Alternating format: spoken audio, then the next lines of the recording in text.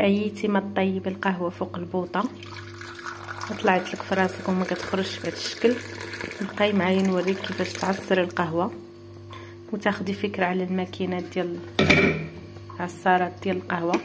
اذا كنتي باغا تشري وحده ولا لي مارك اللي كاينين والاسمنه ديالهم، بقاو معنا حتى الاخر باش تستافدوا من هذا الفيديو. السلام عليكم اعزائي المشاهدين، عزيزاتي المشاهدات. اليوم جيت نوريكم كيفاش تعصروا القهوه في الماكينه ديال القهوه. انا عندي هاد لا مارك فاغور، صراحه ما شريتهاش، جاتني كادو، حيت انا كانت عندي وحده اخرى عطيتها لماما. انا ديالتي تمشي للدار ونشاركها معكم، ما شريتهاش، غاليه، كانت بروموسيون في مرجان شي 129 درهم. هذه طبعا هذه مارك غاليه، لا مارك ديال فاغور. كيف كتشوفوا كتكون من هنايا عندي هاد السيبوره اللي كتحسب عدد الكيسان، شحال بغيتو د الكيسان ديال القهوه، 4 6 8 10 12. طبعا اذا بغيتو قل كتجيو هنايا غديروا مثلا 2 هنا 5. الماء اللي كتكبوا هنايا يعني المستوى اللي كتحدوا وعدد الكيسان اللي كيعطيكم. هاد اللعيبه هنايا كتغسل، كتحيد هاد السطيله اللي كنديروا فيها القهوه. وهاد الكاس كيمكن لكم تحطوه فيها، تنسالي انا العصير حيت انا ركبته، وتحطوه هذا كيف ما بغيتو. هنايا دابا غنوريكم كيفاش يمكن لينا نصايب القهوه. غدا اول حاجه غنكب الماء.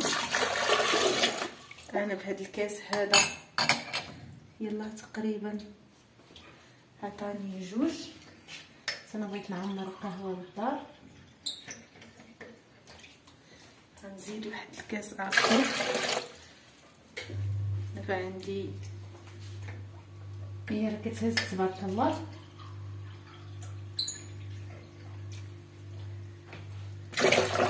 دابا وصلت 5 الكيسان، شفتوا تبارك الله 5 الكيسان كبارين. يلا وصلت 5. دابا غادا ندير القهوه طبعا كتبقى على حسب الذوق، كاين اللي كيبغيها قاصحه، كاين اللي كيبغيها دابا غندير القهوه. من الصراحه ما عرفتش هذه كيفاش دايره هاد القهوه، اليوم غندير معكم واحد المعلقه لا دير 2 ونزيد الثانيه على حساب. انا غالبا كنعصر 2 عامرين، 3 عامرين، نزيد واحد شويه كيكه.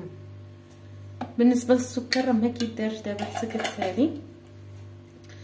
انا غنسد عليها بحال هكا وغادي نشعل من هاد البوطون كيف كتشوفوا. دابا راها خدامه، حتى غتبدا تعصر.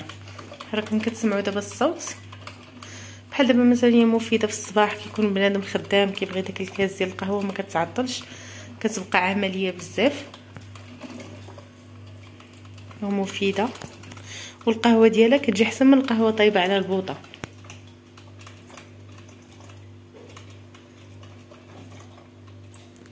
غنتسناوها تبدا تقطر.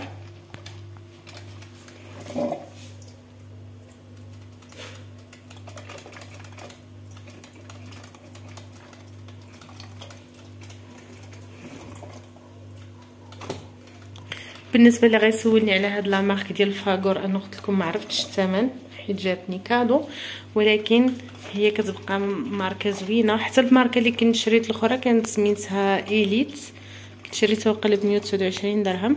واللي زوين فيهم هو هاد الكاس ديالها، هذا يمكن تستعملوه باش تشوفوا كيفاش كتخدم. ها هو الماء هبط دابا فوق القهوه، طبعا كتعصر. كاين واحد الفلتر لتحت.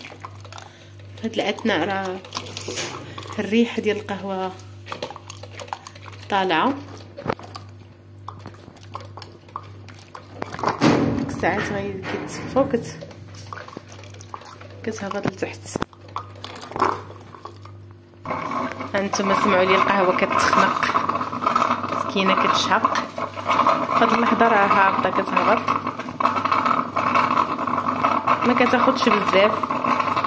انا تقريبا باش معاكم بديت الفيديو بالتعمار هذا، هذا 5 دقائق ها هي واجده، ما كاملاش كاع 5 دقائق، الفيديو كامل ما فيش 5 دقائق.